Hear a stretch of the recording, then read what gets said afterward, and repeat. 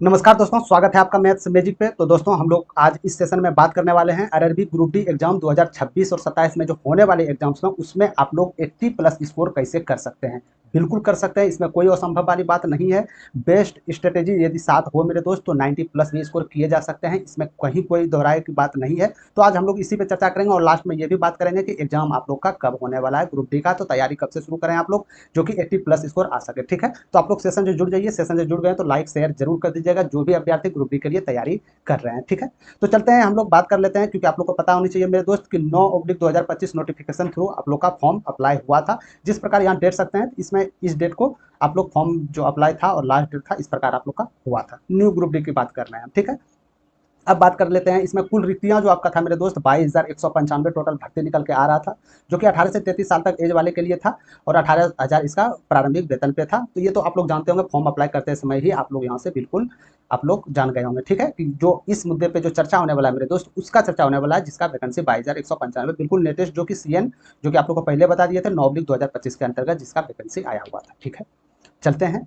तो सबसे पहले बात कर लेते हैं हम लोग सिलेबस की ओर, क्योंकि बिना सिलेबस का सब चीज़ अधूरा है मेरे दोस्त। क्योंकि सिलेबस जान लेना बहुत ही जरूरी है। कोई भी चीज़ का एग्जाम की तैयारी है यदि आप लोग कर रहे हैं, यदि उसका सिलेबस नहीं पता है या सिलेबस क्या क्या पूछा जा रहा है, जो भी सिलेबस में हो, यदि ये नहीं पता हो मेरे दोस्त, तो आपका जो भी तैयारी है, कितना भी तैयारी कीजिए, वो आपके लिए अधूरा रहने वाला है। ठीक है, तो सिलेबस की बात करें तो आपको टोटल 90 मिनट का समय मिलेगा, जिसमें कि 100 प्रश्न आप लोग को दिया जाएगा। ठीक है, समझ गए आप लोग। जिसमें कि आप लोग के लिए रीजनिंग 25 प्रश्न को मिलेंगे, रीजनिंग के लिए मैथ 25 प्रश्न मिलेंगे, समान मतलब जो आपका रीजनिंग है, सॉरी रीजनिंग आप लोग के लिए 30 प्रश्न मिलेंगे, और जो साइंस है 25 प्रश्न आप लोग को मिलेंगे, माफ कीजिएगा, साइंस 25 प्रश्न मिलेंगे, मैथ 25 प्रश्न मिलेंगे, और रीजनिंग जो है वो 30 प्रश्न मिलेंगे, और सामान्य ज्ञान यानी जीके और जो करंट अफेयर्स आप लोग का रहने वाला है मेरे दोस्त, वो 20 प्रश्न उसका दिए जाएंगे दोनों मिलकर, यानी टोटल 100 पूर्णांक का नंबर रहने वाला है। और इसमें निगेटिव आपका जो मेरे दोस्त 1 बेटे 3 निगेटिव रहने वाला है, तो बहुत ही इंपॉर्टेंट है, क्योंकि निगेटिव भी है, आपको वही प्रश्न करना है जो कि आप जिसमें 100% सटीकता ला सके। समझ गए? ठीक है, तो चलते हैं हम लोग आगे, कैसे तैयारी करना है, क्या स्ट्रेटेजी अपनाना है, ए टू जेड इस विषय पे बात करेंगे। तो लास्ट तक आप लोग वीडियो पे बने रहिएगा। ठीक है, तो सबसे पहले ये ऑफिशियल जो जारी किया गया था मेरे दोस्त, ऑफिशियल नोटिस जो रिसेंटली जो ग्रुप डी एग्जाम वैकेंसीज आया था 22,000 का, ये ऑफिशियल नोटिस है सिलेबस का, कि इससे बाहर कहीं भी पूछा नहीं जाएगा। आधा स्टूडेंट गड़बड़ी ये कर देते हैं कि सिलेबस को बढ़िया से देखा नहीं करते कि कहाँ से प्रश्न पूछा जाएगा। मैथ्स में है तो मैथ्स ऑल चैप्टर पढ़ लिए, ऐसा बिल्कुल नहीं है। जो भी सिलेबस जहाँ से भी पूछा जाएगा, जितना उतना पढ़े मेरे दोस्त, जितना में आपका सिलेक्शन हो जाए। ठीक है, तो सबसे पहले मैथ्स की बात करें तो मैथ में तो आपका 25 नंबर दिया जाएगा, जैसे कि हम लोग पिछले स्लाइड में चर्चा किए थे। तो इसमें जो मैथ्स में प्रश्न आने वाले हैं, संख्या प्रणाली से, बोधमास से आपसे प्रश्न पूछे जाएंगे, एक दो प्रश्न इससे भी रहेंगे, दशमलव से भी प्रश्न पूछे जाते हैं, भिन्न से भी पूछे जाते हैं एक दो प्रश्न, एलसीएम एचसीएफ तो एक एक प्रश्न आपको देखने को मिलेंगे, अनुपात समानुपात रेशियो से भी प्रश्न देखने को मिलेंगे, परसेंटेज से प्रश्न आएंगे, क्षेत्रमिति, समय और कार्य, समय और दूरी, साधारण और चक्रवृद्धि ब्याज, लाभ और हानि, बीजगणित, ज्यामिति और त्रिकोणमिति, प्रारंभिक सांख्यिकी, वर्गमूल, आयु गणना, कैलेंडर, घड़ी, पाइप और टैंकी आदि।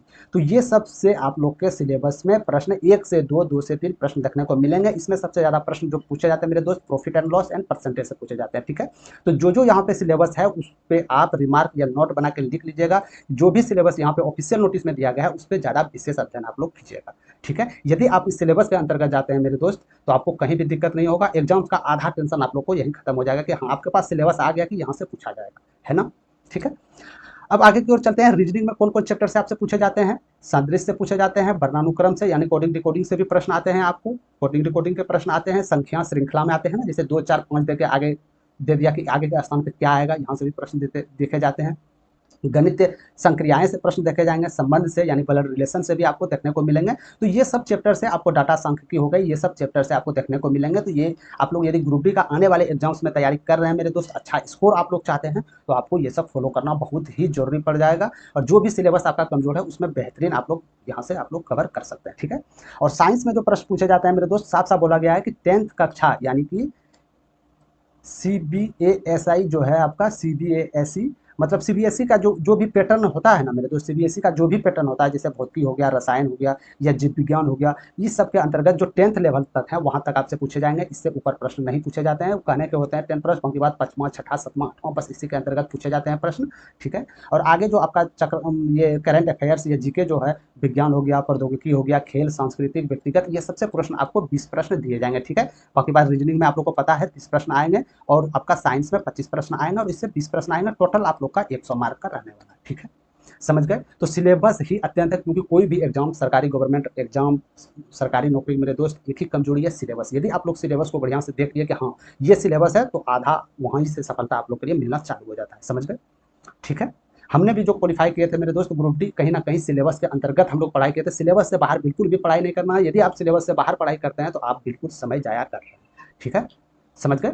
अब बात करते हैं कि 80 प्लस स्कोर आप लोग कैसे कर सकते हैं, बेस्ट स्ट्रेटेजी कैसे आप लोग अपना सकते हैं। जितना से जितना जितना भी स्टूडेंट है, चाहे वो न्यू हो या कितना से कितना भी तेज दरार हो या बुढ़ा स्टूडेंट हो, वो सिलेबस कंट्रोल यदि कर ले मेरे दोस्त, स्ट्रेटेजी यदि कुछ अपना ले, तो वो आराम से 80 प्लस स्कोर किए जा सकते हैं। कोई बड़ी बात इसमें से नहीं है, ठीक है। ग्रुप डी में 80 प्लस अंक लाने के लिए सबसे पहले आपको गणित और रीजनिंग में 100% सटीकता यानी एक्यूरेसी आपको रखना बहुत जरूरी है मेरे दोस्त। क्योंकि आपको बार बार हम वीडियो में बता रहे हैं, चाहे वो मैथ्स का जब हम सेशन लेके आते हैं तो उसमें बताए जा रहे हैं आपको कि मैथ्स और रीजनिंग एक ऐसा सब्जेक्ट है मेरे दोस्त, इसमें आप लोग फुल में फुल मार्क्स ला सकते हैं। लाए हैं बहुत सारे स्टूडेंट जो अच्छा स्ट्रेटेजी अपनाते हैं, वो 100% इसमें से लाते हैं, ठीक है। बनाए रखें। और समान विज्ञान जो आपका जनरल साइंस है और करंट अफेयर्स पर मजबूत पकड़ आप लोग की होनी चाहिए। ये नहीं है कि मान के चलिए मैथ और रीजनिंग में आप फुल में फुल मार्क ले लिए और साइंस जो है और करंट अफेयर्स आपसे बिछड़ गया। ऐसा नहीं होना चाहिए, क्योंकि यदि मैथ रीजनिंग में आप समय दे रहे हैं, कहीं ना कहीं साइंस और जो आपका करंट अफेयर्स है इसमें भी समय आपको देना पड़ेगा, ठीक है। हालांकि मैथ रीजनिंग में 100% एक्यूरेसी और सटीकता आपको रखना बहुत ही जरूरी है, यदि आप लोग मेरिट में नाम करना चाहते हैं तो, ठीक है। प्रतिदिन मॉक टेस्ट दें और अपना कमजोर विषय की पहचान करें और सुधार करें। अपना मॉक टेस्ट दें या कोई भी पीवाईपी प्रश्न करवा रहे हैं तो उसको पीवाईपी प्रश्न करें और कौन विषय पे गलत हुआ, कौन क्वेश्चन पे गलत हुआ, उस पर विशेष अध्ययन आप लोग करें कि आने वाले एग्जाम्स में यदि वो प्रश्न आ जाए तो आपसे गलती वो प्रश्न ना हो, ठीक है।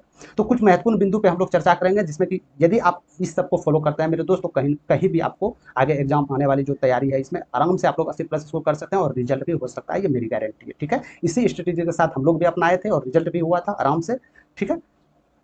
पिछले वर्षों के प्रश्न पत्र यानी पीवाईक्यू, सबसे पहला जो है मेरे दोस्त पीवाईक्यू, यानी पिछले जो पूछे गए थे 3 या 5 वर्षों में जो रेलवे द्वारा जो पूछे गए प्रश्न उसको हल करें आप।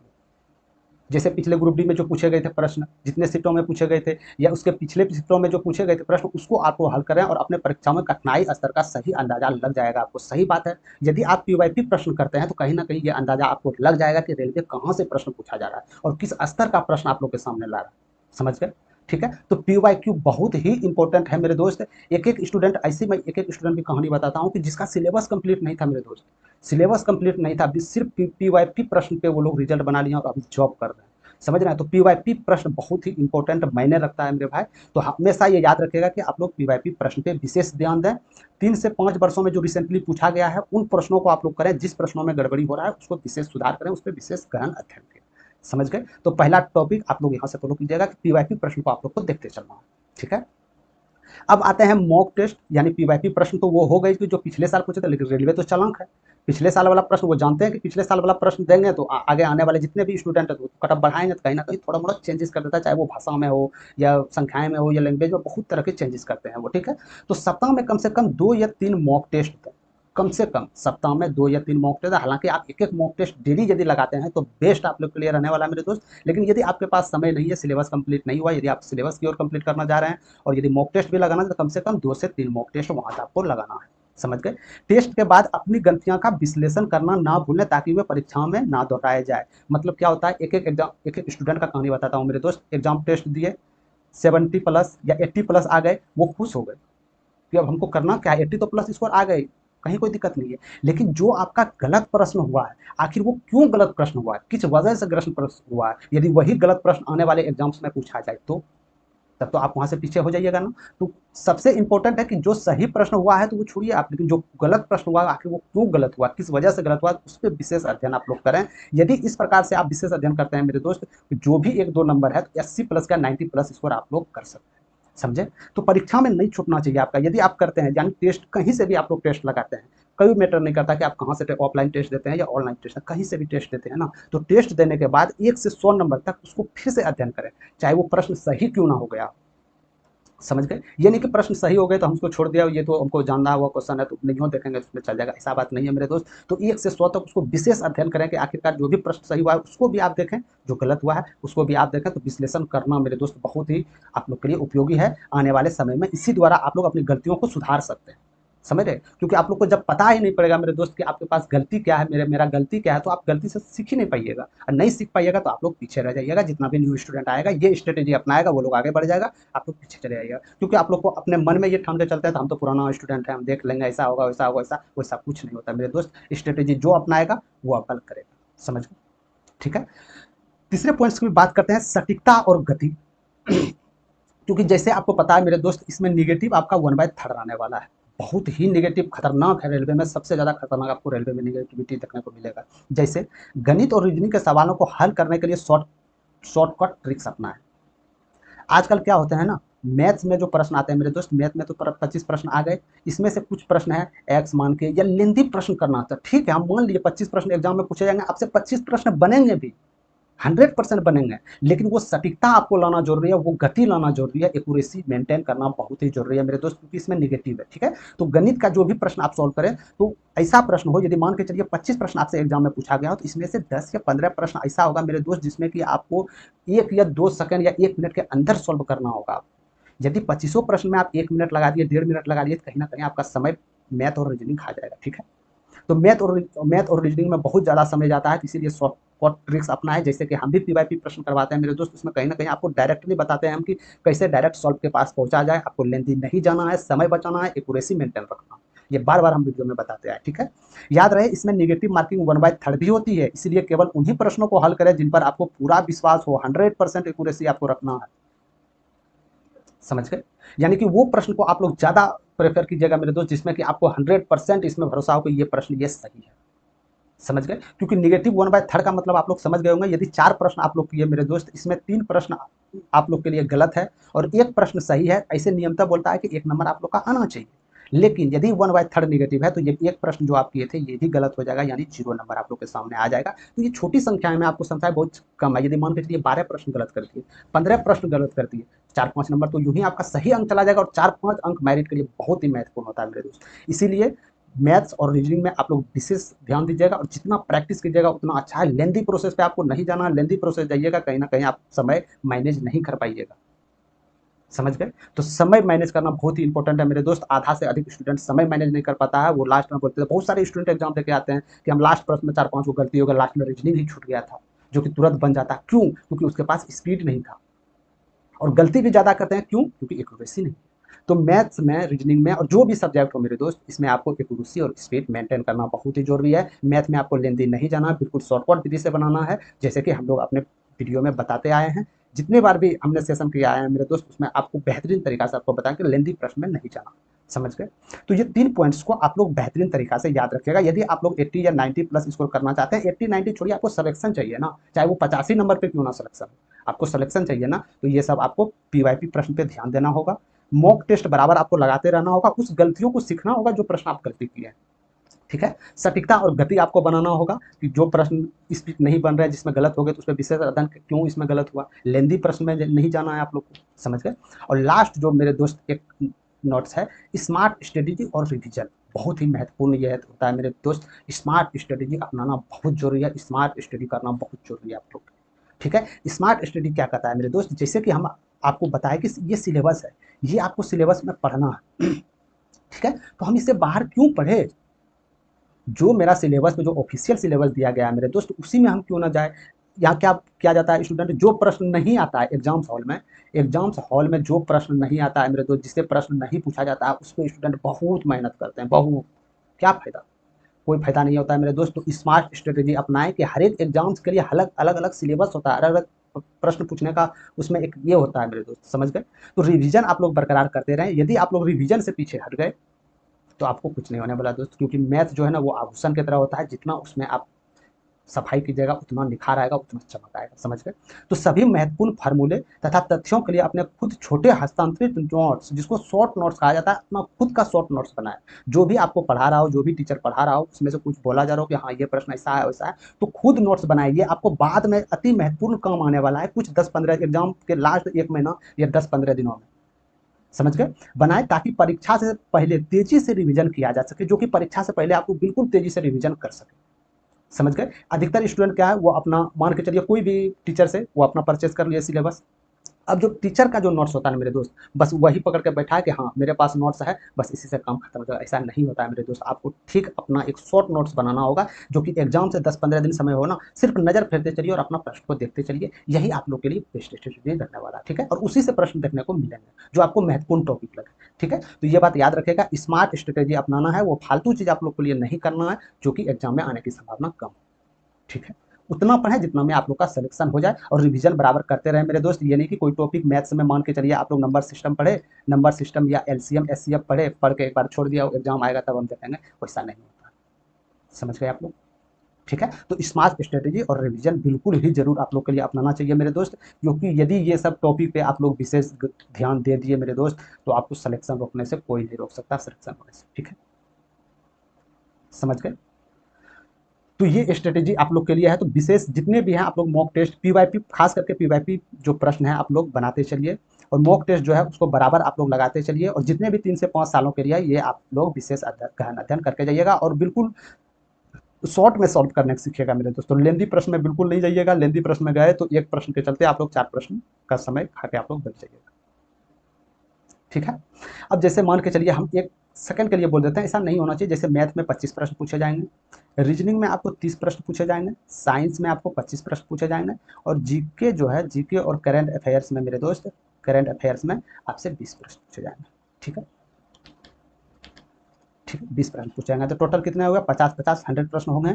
तो मैथ क्योंकि आपको सटीकता लाना है, मैथ और रीजनिंग ऐसा विषय है जिसमें आप फुल में फुल मार्क्स ला सकते हैं। कोई कारण बस मैथ में मान के चलिए आप लोग 24 नंबर ला लिए, कोई कारण बस 1-2 नंबर छूट गया। यदि रीजनिंग में मान के चलिए कोई कारण बस 30 नंबर के जगह आप लोग 28 नंबर ही लाए, ठीक है, क्योंकि ये आगे पीछे हो सकता है, इसमें कोई बड़ी बात नहीं है कि जो हम लिखे हैं इतना ही नंबर आना चाहिए। हो सकता है इसमें यदि आप 23 नंबर लाए तो इसमें 29 नंबर ला लीजिए, हो सकता है ना। यदि रीजनिंग में फुल 30 मार्क ला लिए, तो यदि 2 प्रश्न उसमें छूट भी गया तो ज़्यादा दिक्कत नहीं।